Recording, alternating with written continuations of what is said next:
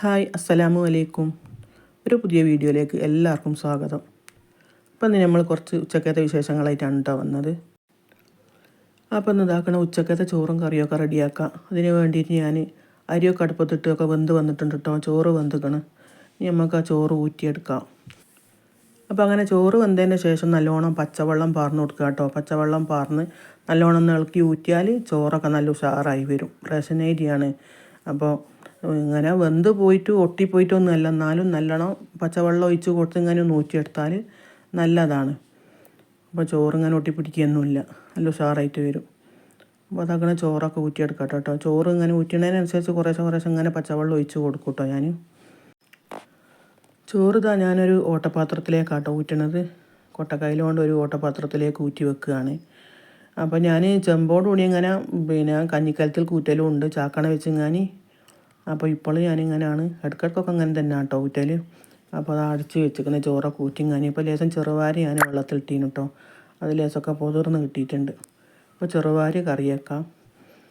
അപ്പോൾ ചെറുവാരൊക്കെ ഞാൻ കുക്കറിലിട്ട് വേവിച്ചൊക്കെ കറിയാക്കി വെച്ചിട്ടുണ്ട് കേട്ടോ. ഇനി അതിലേക്ക് വേണ്ടിയ തക്കാളി, ഉള്ളി, വറ്റൽമുളക് കട്ടുങ്ങാനി വെളിച്ചെണ്ണയിലൊന്ന് വഴറ്റി കൊടുക്കാം. വഴറ്റി കൊടുത്തതിന് ശേഷം ചെറുവാരി ഇതിലേക്ക് ഒഴിച്ച് കൊടുത്താൽ മതി. ചെറുവാരി ഞാൻ ലേശം ഉപ്പിട്ടെങ്ങാനി വേവിച്ചെടുത്തതാണേ. അപ്പോൾ ചെറുവാരി ചില സമയത്ത് ഞാൻ അടുപ്പത്ത് കറക്കി വെക്കുമ്പോൾ ഒക്കെ അതിലേക്ക് തന്നെ ഇട്ട് കൊടുക്കലാണ് കേട്ടോ. തക്കാളി, ഉള്ളിയും പച്ചമുളകും മഞ്ഞൾപ്പൊടിയും ഉപ്പൊക്കെ ഇട്ടെങ്ങാനി വേവിക്കലാണ്. ഇന്ന് ഞാൻ ചെറുവാരിൽ ഉപ്പ് മാത്രം ഇട്ടൊന്ന് വേവിച്ചിട്ടതാണ് കറക്കി വേണ്ടിയിട്ട്. അപ്പോൾ അതാക്കണം ഏതായാലും വറവിട്ട് കൊടുക്കണമല്ലോ. അപ്പോൾ അതിലേക്ക് ഞാൻ വെളിച്ചെണ്ണ ഒഴിച്ചിട്ട് തക്കാളി, ഉള്ളിയും വറ്റൽമുളകും ഒക്കെ ഇട്ടെങ്ങാനൊന്ന് താളിച്ചെങ്ങാനി ചെറുവാരയിലേക്ക് ഒഴിച്ച് കൊടുക്കാമെന്ന് വിചാരിച്ചിട്ടോ.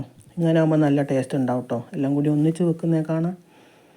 അപ്പോൾ കറിവേപ്പിൻ്റെ ഇല ഇല്ല അതിന് കേട്ടോ. കറിവേപ്പിൻ്റെ ഇല ഇല്ലാത്തതിനെ കൊണ്ട് ഞാൻ ഇട്ട് കൊടുത്തിട്ടില്ല. കറിവേപ്പിൻ്റെ ഇല ഉണ്ടെങ്കിൽ ഇട്ട് കൊടുക്കാം. അപ്പോൾ അത് ചെറുവാരൊക്കെ അതിൽ ഒഴിച്ച് കൊടുത്തതിന് ശേഷം നല്ലോണം ഇളക്കി കൊടുക്കാം. ഇങ്ങനെ ചെറുവാര കറി ഉണ്ടെങ്കിൽ നമുക്ക് ചോറിന് ഒരു ഉണക്കമീനോ ഒരു പപ്പടമൊക്കെ മതി കേട്ടോ. പള്ളർച്ചും ചോറുന്നാൻ ഇത് ചപ്പാത്തിക്കും പത്തിരിക്കും പുട്ടിനൊക്കെ നല്ലതാട്ടോ ഇങ്ങനെ വെച്ചാൽ. അപ്പോൾ ഇതാക്കണം ഇവിടെ ലേശം ചിക്കൻ വാങ്ങി വെച്ചിട്ടുണ്ടായിരുന്നു കേട്ടോ. അപ്പോൾ അതെടുത്ത് ഞാൻ ഉണ്ടാക്കട്ടെ എന്ന് വിചാരിച്ച് ഞാൻ. അപ്പോൾ ചിക്കൻ ഇതാക്കണം കഴുകി വൃത്തിയാക്കി ഒരു പ്ലേറ്റിലേക്ക് ഇട്ട് കൊടുത്തിട്ടുണ്ട് കേട്ടോ. അതിലേക്ക് ആവശ്യത്തിനുള്ള ഉപ്പ് ഇട്ട് കൊടുക്കുക. പിന്നെ മുളകും പൊടി മഞ്ഞൾപ്പൊടിയൊക്കെ ഇട്ടെങ്ങാനും ഒന്ന് കുഴച്ചെടുക്കുക കേട്ടോ. ഒന്ന് വെളിച്ചെണ്ണയിലിട്ടെങ്ങാനും ഒന്ന് പൊരിച്ചെടുത്തിട്ടാട്ടോ. നല്ലോണം പൊരിയേണ്ട, അങ്ങനെയാണ് കേട്ടോ ഞാൻ ഇത് ഒന്ന് മസാല ഒക്കെ ഇട്ടെങ്ങാനും ഉണ്ടാക്കുന്നത്. അപ്പോൾ നല്ലോണം ഒന്ന് കുഴച്ചെടുക്കുക. അപ്പോൾ പിരിമുളകിൻ്റെ പൊടിയും സാദാ മുളകും പൊടിയും കൂടിയാണ് കേട്ടോ ഞാൻ ഇട്ട് കൊടുത്തത്. അപ്പോൾ അതാക്കണം ചിക്കനൊക്കെ നല്ലോണം കുഴച്ചെടുത്തിട്ടുണ്ട്. ഇനി ഒരു ചട്ടി അടുപ്പത്ത് വെച്ച് അതിലേക്ക് ലേശം വെളിച്ചെണ്ണ ഒഴിച്ച് കൊടുക്കുക. അപ്പോൾ അതാ വെളിച്ചെണ്ണ തന്നെ വേണമെന്നില്ല കേട്ടോ. വെളിച്ചെണ്ണ ആയാലും ഓയിലായാലും ഒക്കെ മതി കേട്ടോ. അതിലൊക്കെ ചെയ്തെടുക്കാം. അപ്പോൾ അതാക്കണം ചിക്കൻ്റെ പീസൊക്കെ ഞാനൊന്ന് നിരത്തി വെച്ച് കൊടുക്കട്ടെ കേട്ടോ ചട്ടിയിൽ. അപ്പോൾ ഒരുപാട് ഞെരിഞ്ഞും വരുന്നൊന്നും കിട്ടണമെന്നില്ല. അപ്പോൾ അത്യാവശ്യമൊക്കെ ഒന്നായി കിട്ടിയാൽ മതി. ഇതെല്ലാം ഒന്ന് നിരത്തി വെച്ചതിൻ്റെ ശേഷം ഒന്ന് എത്ര മിനിറ്റാണെന്നൊന്നും പറയാൻ പറ്റില്ല. നമ്മളിപ്പോൾ അതിൻ്റെ അടുത്ത് നിൽക്കുമ്പോൾ നമുക്കറിയാമല്ലോ എത്ര സമയം എന്നൊക്കെ. നല്ലോണം ഞെരിയേണ്ട. അതിൻ്റെ മുമ്പായിട്ട് തന്നെ ഒന്ന് മറിച്ചിട്ട് കൊടുത്തിട്ട് അതിൻ്റെ മേൽക്ക് ലേശം മസാല ഒക്കെ ഇടാനുണ്ട്. അപ്പോൾ കട്ടുങ്ങാനി അതിന് തന്നെ ഒന്ന് അടിച്ച് വെച്ച് വേവിച്ചെടുത്താൽ മതി.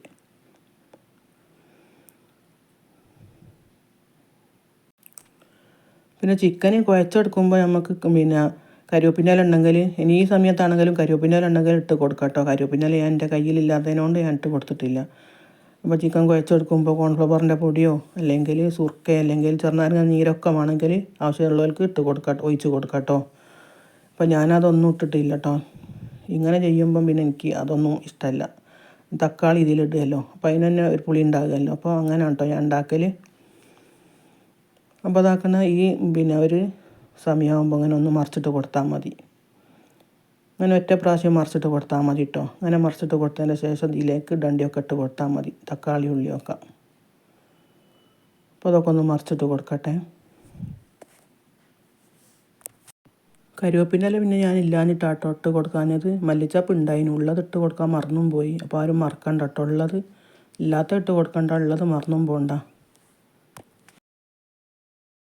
അപ്പോൾ ചിക്കനൊക്കെ അതാ മറിച്ചിട്ട് കൊടുത്തതിന് ശേഷം ഞാൻ ലേശം തക്കാളി ഉള്ളിയൊക്കെ, വെല്ലുള്ളിയാണ് കേട്ടോ, വെല്ലുള്ളിയും 2 കായ് തക്കാളിയും ഉണ്ട്, ഒന്ന് അരിഞ്ഞിട്ടത് ഇതിലേക്ക് ഇട്ട് കൊടുക്കുകയാണേ.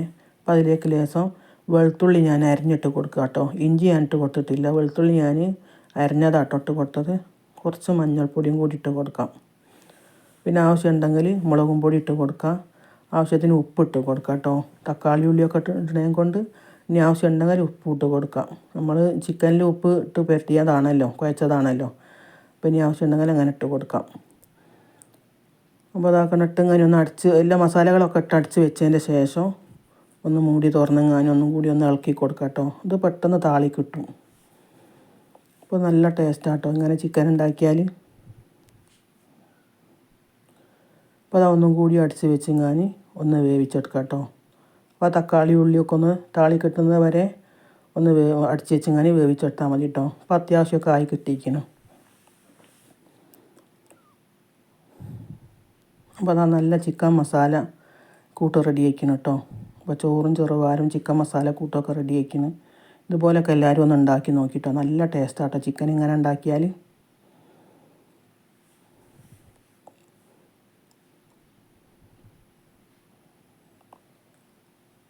അപ്പോൾ ഒരു പുതിയ വീഡിയോ ആയിട്ട് വീണ്ടും വരാം. ഇൻഷാ അല്ലാ. അസ്സലാമു അലൈക്കും.